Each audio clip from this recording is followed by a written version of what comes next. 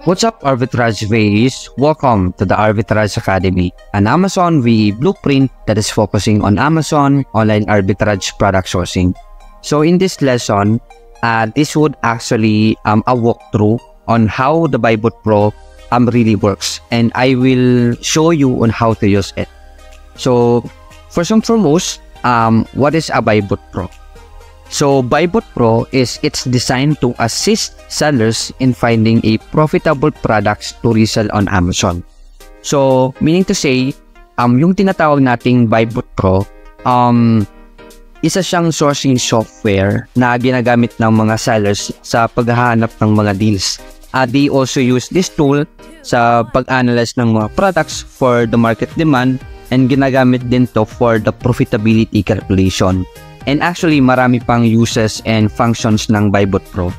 Ang functions and uses ng Buybot Pro is hindi sila nagkakalayo sa different sourcing softwares na ginagamit din ng ibang sellers, like yung Seller Amp or yung SaaS, the RevSeller, the FBA Multi-Tool, and marami pang iba. So same functions lang sila, pero iba-iba pa din yung advantages and disadvantages nila. So depende kung ano ba yung ginagamit ng mga seller, no? So yung yung previous client ko, US marketplace siya, and we are using Seller Amp or SaaS. Pero hindi ako nakagawa ng video kung paano ba siya gamitin kasi hindi ko pa to sinisimulan, no? So kami currently we are using the Buybot Pro, kaya I will show you kung paano nga ba siya nag-work and kung paano nga ba siya gamitin. So ngayon, let us now dive into it sa Buybot Pro. So ngayon, I will show you first kung paano ba natin i-install yung Buybot Pro. So actually, the very first thing is, once na nakapasa na kayo sa client, bibigyan na nila kayo ng access sa mga tools na ginagamit nila. So you can ask them yung logins nila, or sila na mismo yung magbibigay sa inyo ng access sa mga tools na ginagamit nila. So dito sa Buybot Pro, ang ibibigay sa inyo dito is yung email address ni seller and also yung license key nila, as we can see here dito sa example image natin. So ngayon, ang gagawin nyo muna is to install and to add the Buybot Pro as our extension sa Windows natin. So ngayon, punta muna tayo dito sa Google, and then just search Buybot Pro extension, then enter. And then click lang natin itong nasa unahan. So ganito yung itsura ng Buybot Pro extension, and just add to Chrome, and then add extension. So after downloading, punta lang kayo dito sa extension, and then hanapin nyo yung Buybot Pro, and then just pin the Buybot Pro. And from there, you are now ready to use the Buybot Pro. So ngayon, para makalagin kayo doon sa Buybot Pro using your client access, punta lang kayo dito sa Amazon. So since UK marketplace yung client natin, just search amazon.co.uk. Ayan. So dito sa Amazon, open lang kayo dito ng any item para ma-access nyo yung Buybot Pro. So ako, since meron na akong alam na brand, no, so let's say for example, let's search Ariana Grande. Ariana Grande.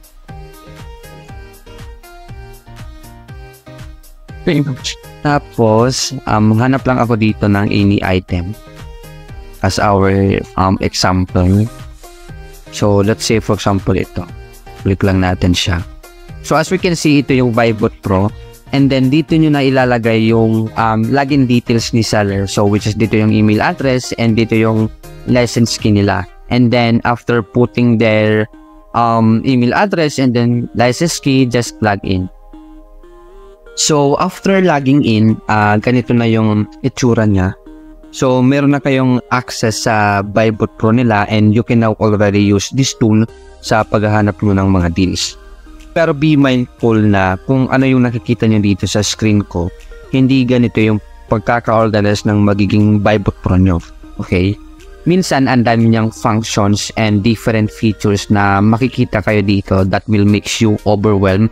Minsan, hindi siya naka-organize. Kaya, kailangan nyo muna siyang i-organize depende sa gusto nyo magiging setup ng Vibot Pro ninyo.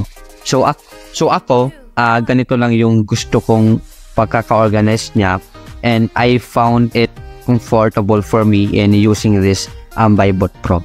So ngayon, I will now going to start showing you the different functions ng Vibot Pro. So start muna tayo dito. So itong arrow up and arrow down, ito yung section customizer ng Vibot Pro kung saan pwede nyong i-organize yung pagkaka-order ng features ng Keepa. Okay, so pwede nyo siyang pagbabalik-balik na rin based sa preferred nyong section ng functions ng Vibot Pro. Okay, so pwede nyo siyang i-turn off, ayan, and then pwede nyo din siyang i-turn on based sa preferences ninyo. Okay, so after nyo siyang i-organize, and let's say ito na yung gusto nyo pagkaka-organize or yung order ng section ng Vibot Pro, don't forget to save the data. Okay, so dito pwede nyo ding ilipat yung position ng Vibot Pro into left, ayan, then right, and then default, ayan, diba? So for me, mas preferred ko yung naka-default na ganito yung pagkaka-organize. Okay, so depende kung ano yung gusto mo. So dito naman sa settings, actually default lahat ng to, pero pwede pa rin natin itong galawin based sa magiging criteria ni client and based sa mga ipapasetup sa atin ng client natin. So dito, yung mga sinet up ko dito is yung the very first thing is itong ROI method. So dito sa ROI method, dito lahat nakalagay yung fees na binabawas sa item based sa profitability criteria ni seller. So ibig sabihin, yung criteria ng mga sellers about sa profit and ROI, magbibase siya dito kung naka-method 1, naka-method 4, or naka-method 6 si seller. Okay? So kami, personally naka-method 1 lang kami. So default lang yung setup namin dito. So which is minimum 3 pounds profit and then 30% ROI. And it's still challenging pa rin to find a deals na ganitong criteria kahit na mababa lang yung criteria nila. So kami default lang sa method 1 yung gamit namin.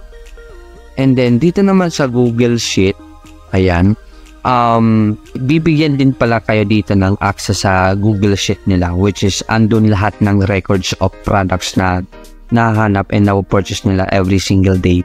So ipapakita ko din sa inyo later on yung sheet namin, pero syempre i-blurred ko siya kasi masyado siyang private to share it with you guys. So dito sa Google Sheet, usually nakalagay na dito yung link ng Google Sheet kung saan automatically doon mapupunta yung data of information ng product na nahanap nyo.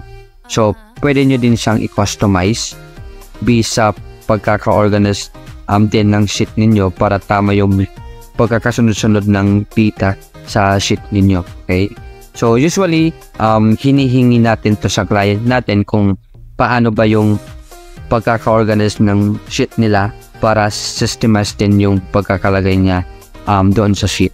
Okay, so dito ilalagay nyo lang dito yung letter ng row dito sa Google Sheet. So dito sa sheet namin, ayan, pakita ko sa inyo. So dito na sa sheet namin, yung nasa letter B section is yung Amazon title or the product name. Ayan, so gagawin nyo, letter B, lalagay nyo lang dito. Letter B yung product name. Letter C is yung ASIN. So letter C, ASIN. Letter D is yung by price. So dito, by price, letter D. Yung sell price, letter E naman.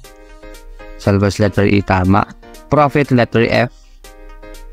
Profit, letter F. ROI, letter G.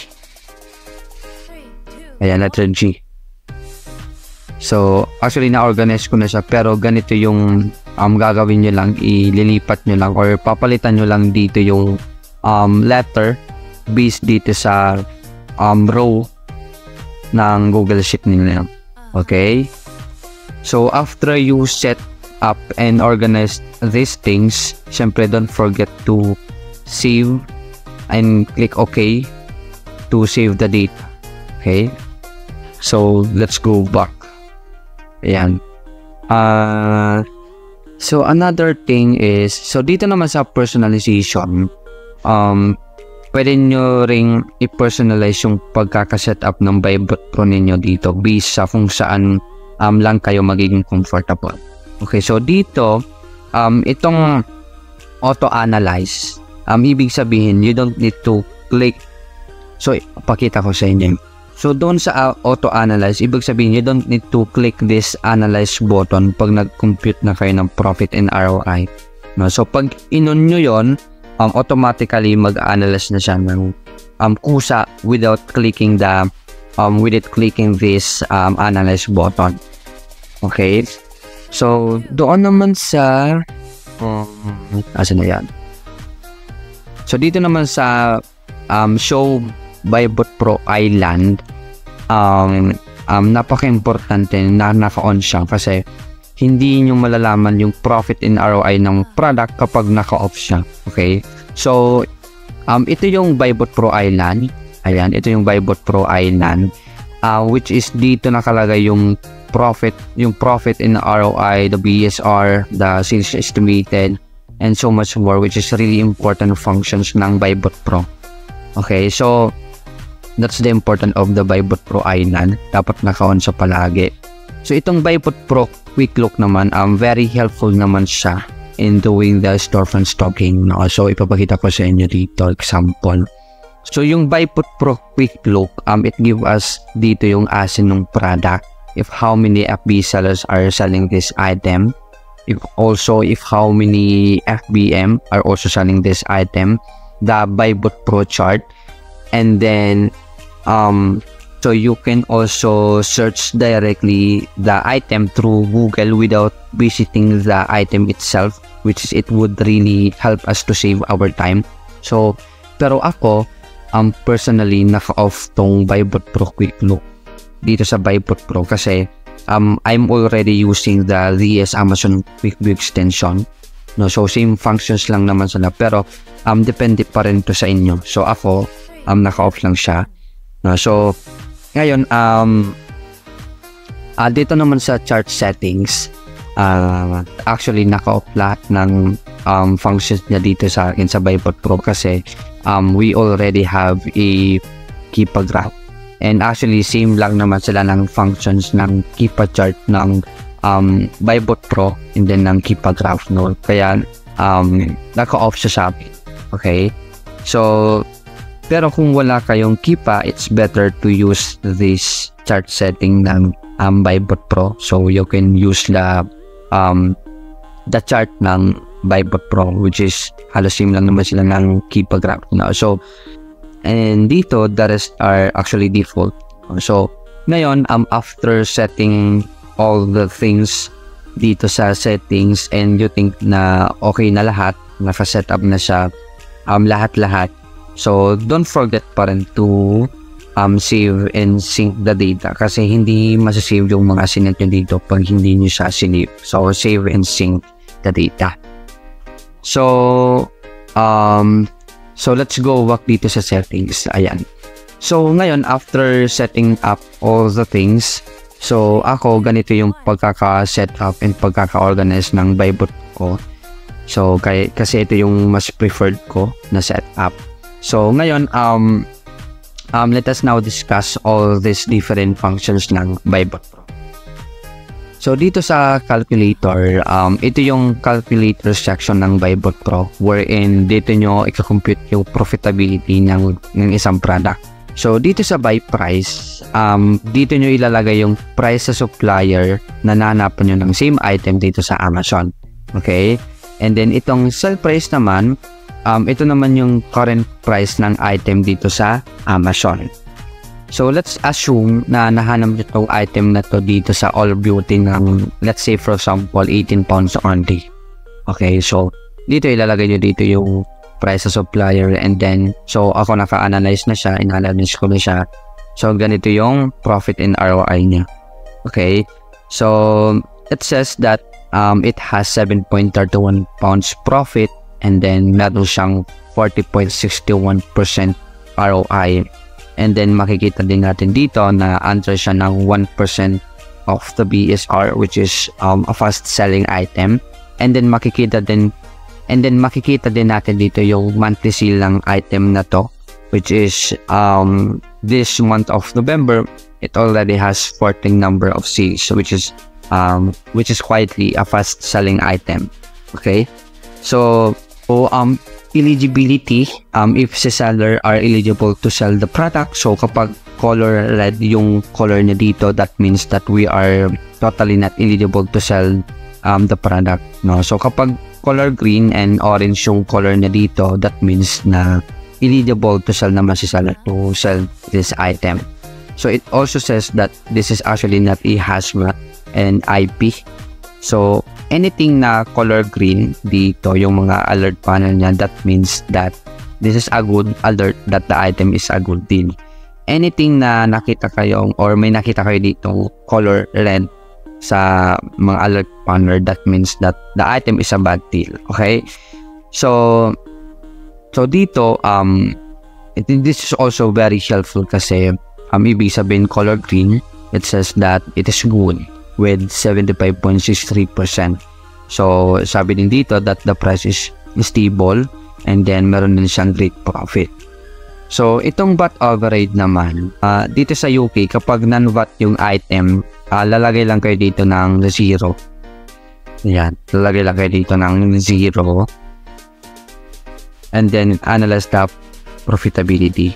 Pero yung VAT override, gagamitin lang natin siya sa mga groceries item or sa mga grocery category, and i-discuss ko na lang siya siguro sa mga susunod nating lesson.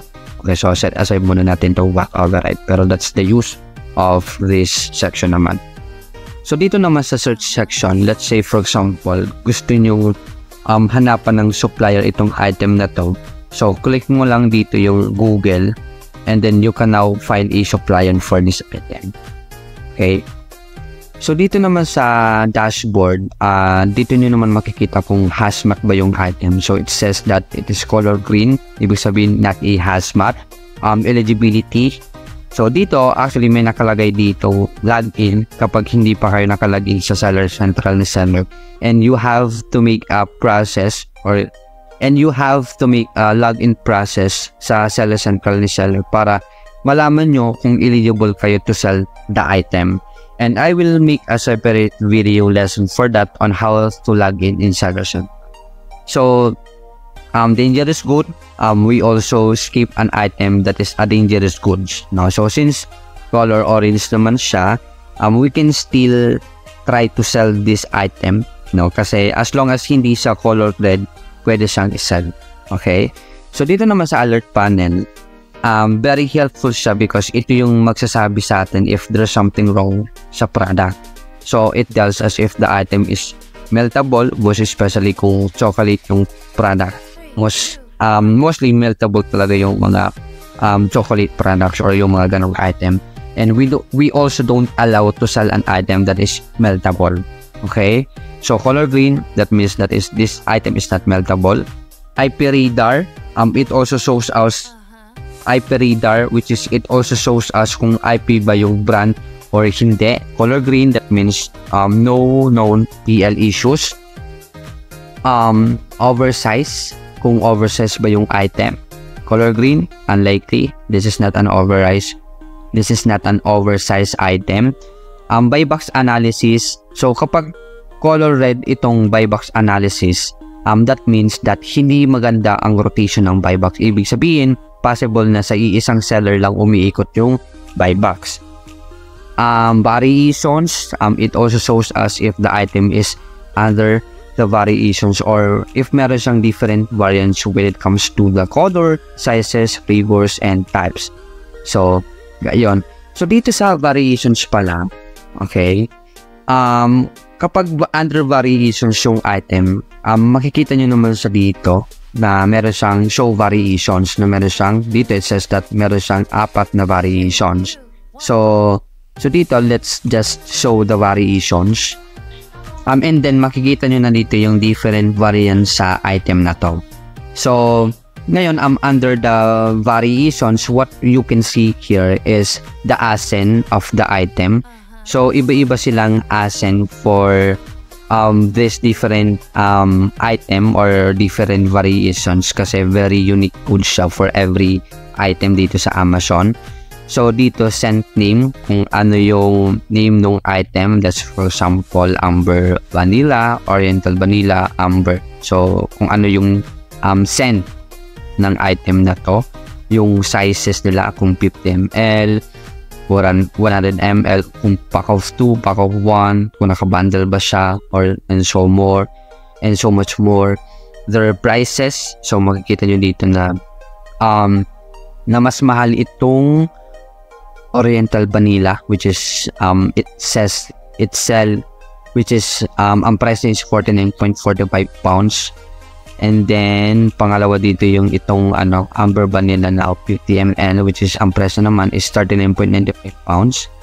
So the sellers, kung how many sellers who are selling this item, no? So dito mas marami yung seller dito itong 100 ml na Oriental Vanilla, which is 10 more sellers na nagbebenta sa item na to.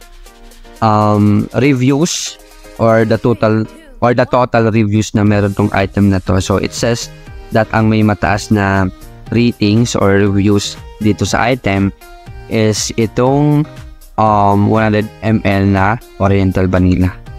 So if you want to visit this product, let's say for example ito, click nyo lang siya. And you can now start to analyze the item. So basically, that's how the variation section works here in the Bible. So dito naman sa export data, dito nyo na ililist yung item sa Google Sheet ninyo. So let's say for example, hanap nyo itong item na to dito sa All Beauty. So click nyo lang yung link and then paste nyo lang dito yung link. And automatically makakapin na lahat ng data doon sa Google Sheet ninyo. So dito. Ayan. So dito naman sa notes, pwede kayong mag-add ng notes dito about dito sa item. If the item is a pack of 2, bundle, if may code yung item, no. So dito nyo lang sa ilalagay sa notes. And then copy mo and then paste nyo lang sa dito sa Google Sheet ninyo. Okay? So dito naman sa details, actually hindi ko na ito masyadong tinitingnan, pero dito nyo makikita yung other details ng item. Okay? So BSR and prices, actually hindi ko din ito masyadong tinitingnan, pero dito din makikita yung other details also ng product. Okay? So dito naman sa Bybot Pro AI Analysis, actually very helpful din to kasi tinutulungan kayo ng AI ni Bybot Pro kung worth to purchase ba yung item or hindi. So it says that this item is a good deal with 75.63%. It says that the price is stable and meron din siyang great profit. So that's the importance naman ng Bybot Pro AI Analysis. And then dito naman sa competition analysis, dito nyo naman makikita yung top 10, okay? Top 10 sellers who are selling this item. So pwede nyo siyang i-take into prime only, which is makikita nyo dito kung yung FB sellers only who are selling this item, all offers, which is all the sellers who are selling this item, kasama na dito yung si Amazon, mga FB sellers and also the FBM sellers. So dito nyo siya makikita. So under the competition analysis, what you can see here dito is the stock level or the stock availability ng mga sellers that they have. So dito, based dito si Sanel Store, meron siyang 10 available stocks. Si Chilton Farnham, meron din siyang 4 available stocks. And then dito, the other FBM, ito FBM seller siya. So meron siyang 4 at saka 5. And then you can see here dito yung price nila sa item na to. So makikita natin na mas mababa yung price ng FBM seller sa item na to compared sa FBA with 37.99 pounds. And then you can see here also dito yung profit nila sa item na to. And also their ROI sa item na to, their delivery dates, and also the reviews that they have sa store nila. So ito yung seller stocks ng 4 sellers sa item na to. So it says that it has total number of 23 available stocks for this item. And then makikita mo dito that meron siyang 2 prime sellers, which is the FB sellers, and also the FBM sellers, which is dalawa din. So basically 4 yung seller. Currently 4 yung nagbebenta sa item na to. So basically ibig sabihin currently 4 lang yung seller na active ngayon sa item na to. Pero kung makikita natin dito sa Keepa na previously dumami yung seller. So kung gusto nyong makita yung other sellers who are selling this item, makikita nyo siya dito under the buy box statistics. So dito naman sa buy box statistics, ang use naman ito is dito nyo makikita yung total number of sellers sa item na to, even yung mga na out of stocks ng mga seller. So pwede nyo siyang iset into 365 days, 180 days, 90 days, saka 30 days. So let's try to see the 365 days. So 365 days, marami yung seller na nag-sell nito. So umabot nga siya ng 5 entries. So ibig sabihin madami yung nakapag-sell ng item na to.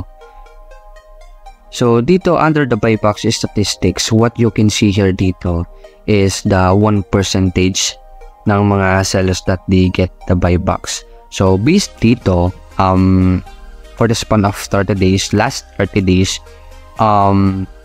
si Hampstead may mataas na percentage na nakuha nyo yung buy box with average of 17% that they get the buy box. Pangalawa dito si Ashbird, which is FBM seller naman siya. So si Hampstead is FBA, si Ashbird, which is pangalawang pinaka-highest na nakuha nyo yung buy box, FBM naman. Si DCLTD, 10% naman yung percentage niya na nakuha yung buy box, which is FBE seller naman siya. And then so kung mapapansin natin dito that the buy box percentage is umiikot naman siya for every sellers. Okay, so dito FBA, it says that itong mga naka-check na to, it says that that's the ibig sabihin that the seller is FBA. Pag uncheck, FBM yung seller. So ito mostly FBA na yung mga seller sa item na to. So ratings, which is ito din yung ratings percentage na meron itong store nila, their reviews that they have. Okay, so dito sa reviews, kapag gusto nyong mag-storefront, pwede kong ibigay na tips on how to do the storefront stalking is mostly ang ginagawa ko, below 500 reviews lang yung mga binibisit ko or yung mga tinitingnan kong storefront kasi doon ako mostly nakakahanap ng mga deals. Okay, so ito 679, pass ako dito, hindi ko siya titingnan. Itong 342, 129, itong mabababa lang yung review counts nila. Sila yung mostly tinitingnan or sila yung binibisit ko when it comes to doing the storefront stalking. But I will actually going to make a separate video lesson for that on how to do the storefront stalking. But for now, let's focus first about these different functions ng Buybot Pro. So ngayon, and lastly, makikita nyo din dito yung last one kung kailan nila nakuha yung buy box for this item. So it says that 11 days ago, ang may hawak ng buy box is si Hampstead, which is FBA. 3 days ago, si Ashbird, which is FBM seller. Ayan, so dito makikita naman natin na sharing naman yung buy box kasi every seller meron naman silang percentage na nakukuha nila yung buy box. So, ibig sabihin, umiikot or nagro-rotate talaga for every sellers yung buyback sa item na to. So, dito, ito, pwede nyo ding tingnan yung other sellers who are also selling this item. So, it says that showing 1 to 10 of 18 entries. Ibig sabihin, merong pang other sellers na babebenta nito. So, ito din yung other sellers. So, just now, ang may hawak ng buybox ngayon, kasi dito is si Sanel Store. So, siya yung may hawak ng buybox ngayon, which is FBA. And then, 17 minutes ago, si Rust Traders. So, sila yung may hawak ng buybox. Ngayon. So, ayun. So, dito naman sa next also is itong chart.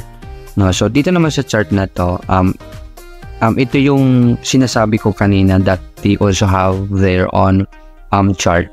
So, since meron na tayong Keepa graph, hindi ko na siya tinitingnan dito sa Bybot Pro kasi same functions lang naman sila ng Keepa graph. So, ayun. And then, dito, saan pa ba? The other functions also ng Bybot Pro are actually default. Hindi ko na sila tinitingnan. So, basically, yun lang yung mga in-explain ko dito is yun lang yung mga tinitingnan personally in getting the information of the product. No? So ngayon, you know on how to use the Bybot Pro, and I'm really hoping na natuto talaga kayo, and I'm rooting from you. So that's it for today, guys, and see you to our next discussion. Bye! So if you want to learn more about kung paano ba maging Amazon VA, most especially as a product researcher, I really suggest na mag-invest kayo sa AvaPH because meron silang courses. Meron silang course about PR, Amazon PR, no, PR1, tsaka PR2, and I think meron na din silang wholesale course that would really help you to become an Amazon VA then. And yeah, yun nga, I really suggest na mag-invest lang kayo sa course nila because these lessons na ginagawa natin are only an overview to learn about Amazon PR. And from these courses, no, matututunan nyo talaga dito from basic to advanced sourcing. Okay? Plus, magkakaroon pa kayo dito ng mga trainings after the course and bibigyan din nila kayo ng access sa mga tools and softwares na ginagamit talaga nila sa pagsasource. And actually, you are also not investing sa course nila because you are also investing sa community nila.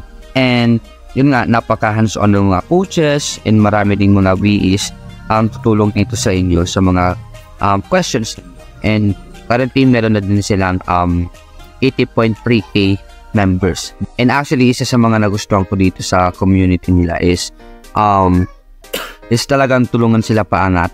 Plus, may mga free lessons din sila kung paano mag-apply, paano gumawa ng resume, and the most importantly is they also have referrals, which is i-refer nila kayo sa mga clients if you already done the courses and tradings nila.